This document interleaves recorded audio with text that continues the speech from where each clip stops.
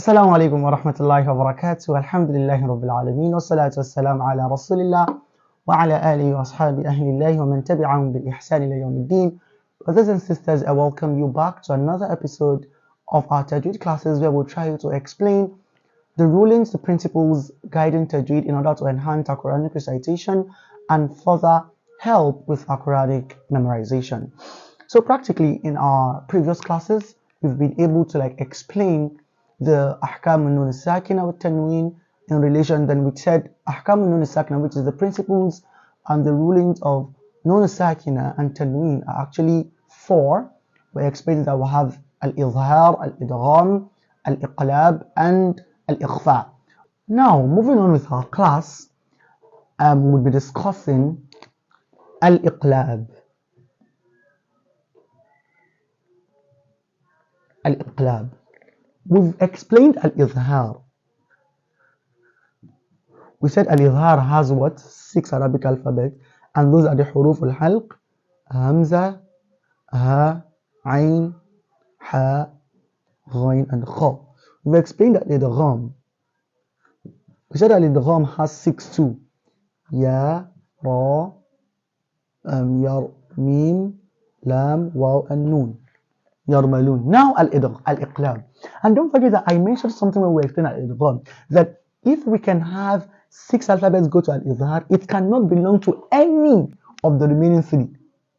If we have this 6 too going to Al-Idgham, it cannot belong to any of the other 3. It cannot belong to Izhar, it cannot belong to Iqlaab, and it cannot belong to Ikhfa. So now that means in total of 28. If we have 6 plus 6, that's 12 minus 12. That is what? 2812. That is 61. We have 16 Arabic alphabets left. And those 6 are meant to be shared between Al-Iqlaab and Al-Ikhfa. That is what I just want to point out to you. That is to say, you cannot have any of this belong to any of the remaining 2 anymore. Iqlaab will pick its own out of the remaining 16. Ikhfa will also pick the left, which is the remaining. So that means to say now that anyone we say belongs to Iqlaab, belongs to Iqlaab. Ikhfa will take the remaining, because none of those alphabets under Ikhfa will be able to mingle with Iqlaab, will never be able to mingle with Idgham, and shall never mingle with Izhar. Simple ruling. I hope you get this now. So now, let's talk about Al-Iqlaab.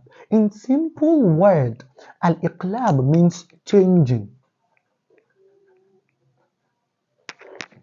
It means what? Changing something.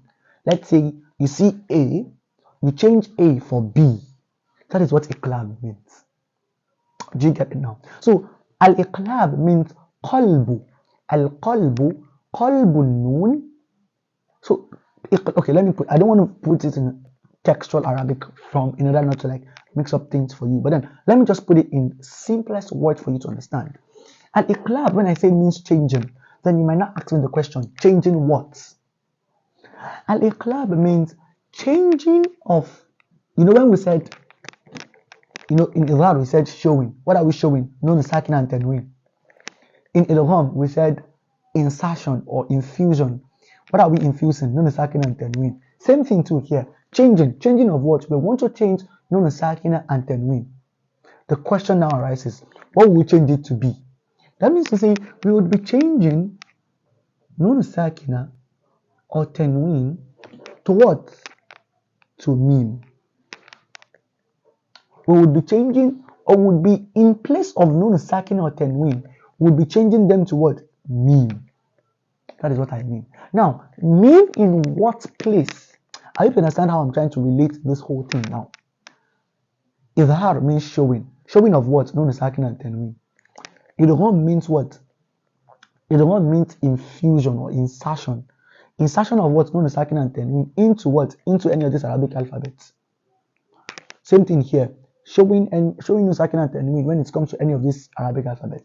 But in Al-Iqlaab means what? Changing Nuun Sakinah and Tanween to Mim. Anytime Nuun Sakinah and Tanween meets with what? With Ba. Do you get it now? So it's like a triangular love.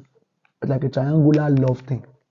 anytime in the Quran you see Nuun Sakinah or Tanween coming before Ba, that means I'm trying to tell you now that the only Arabic alphabet that belongs to Iqlaab is Ba. Idhar has 6, Idgham has 6, Iqlaab has just 1. So anytime you're reciting the Quran and you come across Nuun Sakinah and Tanween, right, preceding Al-Ba, the ruling is what? Al-Iqlaab.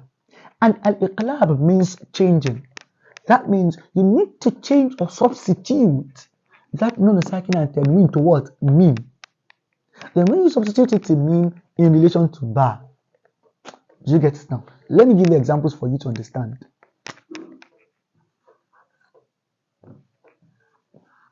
من بعد صلاة الفجر وحين تضعون ثيابكم من الظهيرة. Now, من بعد, here in the Quran, anytime Nuun Sakinah or Tanween is preceding Ba, you will always see a small mim.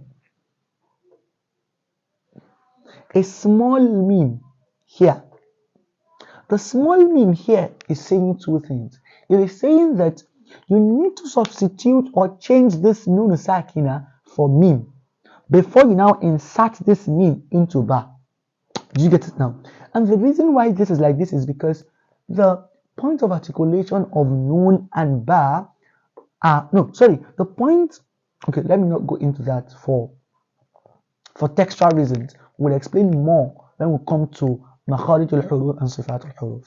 I don't want to talk about that now. But then, just get it as a point that Al-Iqlaab means changing or substituting this Noon to Mim and now inserting the Mim into Ba. So it's like this. So do you get the... So, Min Ba'di, me, that's this one. Me. So now you do like you're doing Mim Kasra, me, Mim Sukun, Mim Ba Fatha Ba, Mim Ba'di. So anytime you are seeing Noon Sakinah or Tanween, this is what is going to happen there. It's like you're pronouncing a Mim Sakinah before a Ba. That is just it. But then it is literally what? Al-Iqlaab. You're only changing the Noon here to what? To Ba. You're only changing the Noon Sakinah here to Mim and now infusing the Mim into the Ba. That is what Al-Iqlaab means. Min ba'di salatil fajr. Let's see if you can see one more example.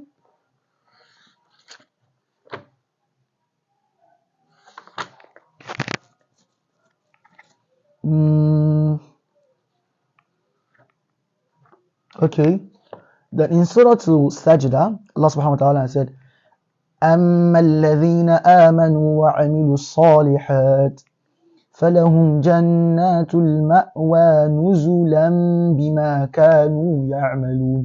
Look here. Nuzulan. This is what is there normally. If Ba does not come before this thing, it would be what? Nuzulan. Let us imagine if it is Hamza or any of this 6 Arabic alphabets. Nuzulan that's Izhar. Right? If it was Ya, this Tanween will change from twin. It will become what? Brothers. I like to call it like that. It will become what now? Nuzulan Ya. That is what Al-Idgham. What kind of Idgham? Idgham the Ghunna. Because Ya belongs to an infusion with the Ghunna. Right? Nuzulan Ya ma'ashar al-shabab. Or something. But then, here, it is not Ya belonging to Idgham. It is not Hamza belonging to Izhar. Rather, it is what? It is Ba.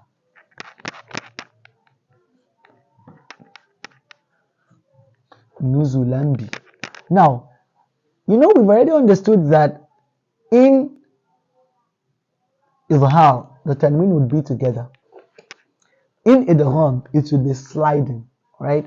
But in Iqlaab, you would only see one haraka. When you see one haraka, instead of the second haraka, which is the one that is meant to be on top, you would have a small meme here. That shows that what? It is Iqlaab. That is a hint.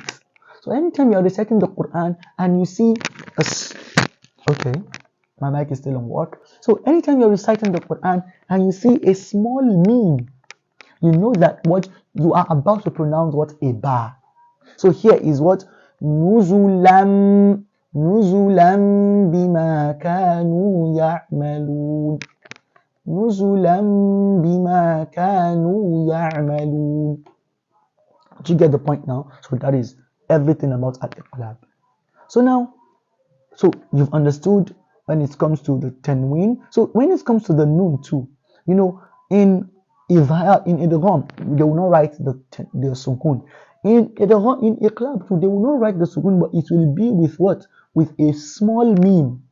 So anytime you see that small meme, you know that what you want to do what Al-Iqlab. And Iqlab means changing the Noon Sakinah to meme before now infusing that meme into the ba. So you can only have Iqlab with ba, nothing else. Do you understand this now?